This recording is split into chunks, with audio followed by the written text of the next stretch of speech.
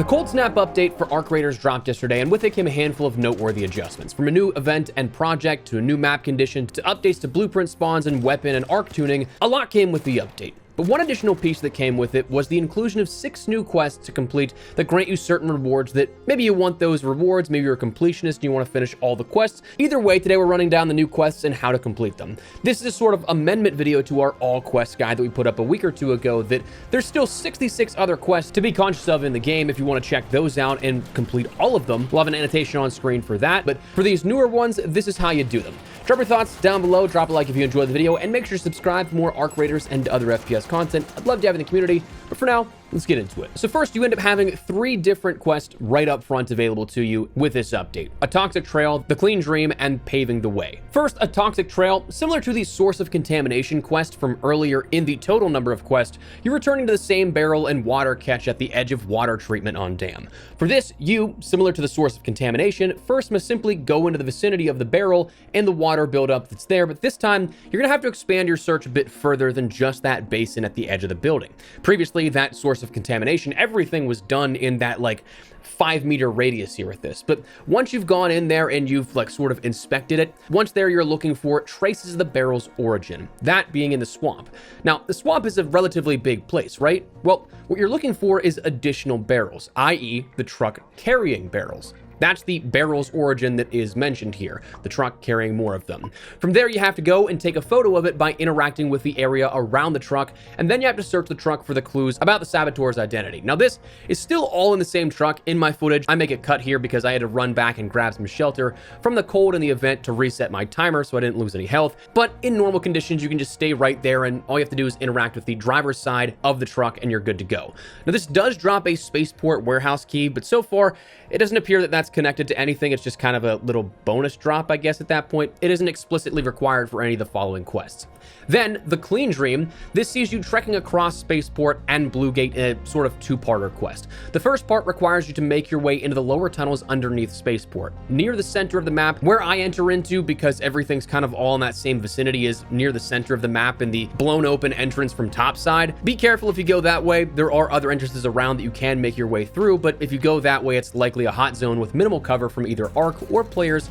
My squad got both while doing this: a Bastion that wasn't quite liking our presence, and a team camping top control tower looking down at us. Once inside, the next requirement is to loot 4 containers there. This can be any breachable area. There's a lot of electrical components you can break into down there. It can be any drawers on the desks, anything that's actually interactable as a spawn. But things like Arc enemies, if you kill those and try to loot them, those don't count. But 4 containers, all you have to do is just loot that up. Super easy to do, but the next requirement is to then find and monitor any filtration system in the tunnels. Now, there's multiple of these, but to me, the easiest one is right underneath that rubble of this central tunnel opening that, like my team came through. You can go and interact with that, and you're good. Then, once you do that, you have to head over to Bluegate, where you need to enter the maintenance bunker. This being the underground facility near the extraction located of that same POI name, where you have to go down either the ladder or in the bunker entrance. Either way works, but once you're in there, you end up seeing 2 purification systems in that giant room. You have to interact with the leftmost one, and then find and photograph the blueprints in the bunker, which is up the stairs from where you just were interacting with that purification system. And it's on the desk right underneath the lights there in a sort of back office way. Once you interact with that, you're good to go. Paving the way is an interesting one, mainly because the initial part can be done on multiple maps, and if you do it like accidentally or something, it kind of throws off the whole flow of a perfect explanation of how to do these. You're looking for any of the Enelika buildings. Those are marked as such on the outside of those buildings, but there's multiple across various maps. I know for a fact that the water treatment control and research and admin buildings are those, as well as the building next to the extract that we just mentioned by the maintenance bunker on Bluegate. That's where my squad got it. I got mine in water treatment control.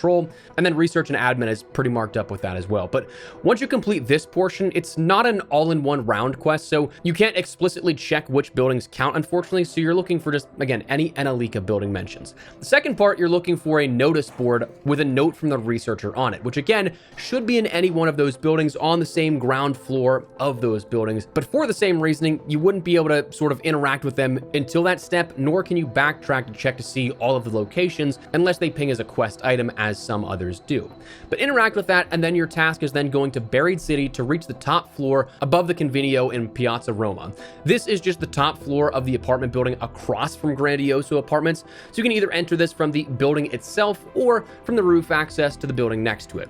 From there, you're looking for the ultimate streamer setup. There's 18 monitors on that desk, man. Like, I don't know how you keep up with all that, but interact with that and you're good to go. That quest is completed. Deciphering the data, here you have to go to Spaceport and enter the fuel control building. You're looking for a wall-mounted panel that you need to decrypt the data on that and then make your way across the map to the arrival building. So kind of a hike there. Once there, you need to use the magnetic decryptor, which isn't something that you end up actually needing. It's just kind of what they say to do. You have to use the magnetic decryptor on the top floor of the building, which means you're just going to go all the way up. There's a zip line down there you can take up there, and looking for another station among the analog consoles where you're then again going to decrypt the data, and that quest is then complete. So simple and sweet one, just kind of tasking you with a mini marathon across the map at one point. Next, the Stench of Corruption. Also on Spaceport, this one is an all-in-one match quest, so do be mindful of that. If you die, if you don't complete it in time, whatever the case, you're going to end up needing to do it again to end up getting credit for it. But first, you have to head to the arrivals building, and you're looking to get into the southwest lobby of the building. From there, you need to find the staff locker. Now, don't do what my squad did. We ended up going through thinking, surely this is going to take us on like an expedition of the entire building, right? Well, it doesn't. It's right off the edge of the southwest portion of the building on the ground floor there. You just have to go in, you take some stairs down, and then you're there. Once in, you're looking for clues of the saboteur's identity. This is going to be those hazmat suits hanging up on the side of the locker with the benches near the showers. Once you end up inspecting that, you'll end up seeing a key drop, which is needed for the final step. From there, go to the tunnels under Spaceport and use that key to any flushing terminal to override the bypass protocol. That's basically just any console in the lower tunnels of Spaceport, but interact with that, it'll use the key up, take it from your inventory, and that quest is then complete. And finally, groundbreaking, on Blue Gate, you're going to need to go to Pilgrim's Peak to start. Here, if you go in on what is the southern entrance, if I'm remembering correctly, you can just enter and immediately bank a 180 around the reception area desk there, and then you'll find on the ground a set of boxes that you can search for a spare key.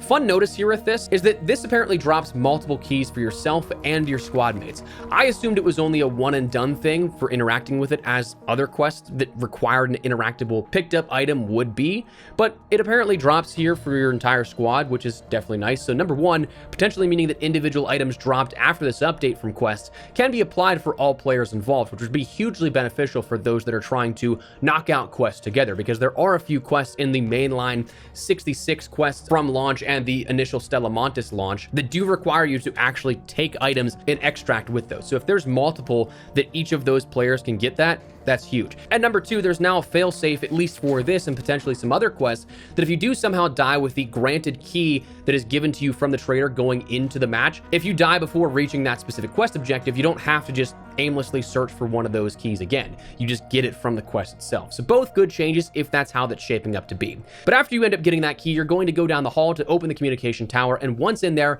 you're looking for a whiteboard with the details on the construction research. From there, when you interact with it, you have to find the building pictured on the whiteboard, which takes you a bit further southeast to the construction site. There, 3 buildings will have some decent loot and a hatch next to it, but once you are at that site, you're then tasked with photographing the abandoned building project. Interact with the ridgeline approaching the southernmost construction site, and you'll complete this quest. And that is how to complete all of these 6 new quests with the Cold Snap update for Arc Raiders.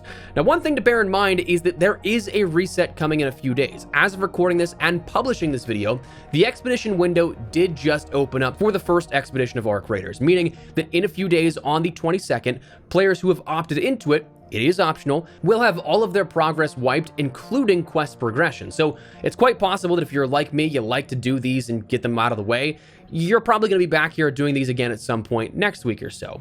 It's not yet known what differences, if any, will be applied from the first time around completing these quests to the second time around, whether it's different items offered as rewards from traders, whether those checkpointed cosmetics for completing X amount of them that you earn are different in a sort of season 2 of sorts, or if nothing at all will change. We'll have to wait and see, but it's definitely something you should be aware of in the coming days, that if you do this now, you may have to do it again here in the next week or so. But anyways, that is how to complete the newest 6 quests within Arc Raiders. Hopefully this helped you out in some way, shape, or form. If it did, let me know by dropping a like on it. Of course, if you are new to the channel, make sure you subscribe to stay up to date with all things Arc Raiders, both tutorials and guides like this, as well as general coverage among other FPS content here on the channel. I'd love to have you in the community.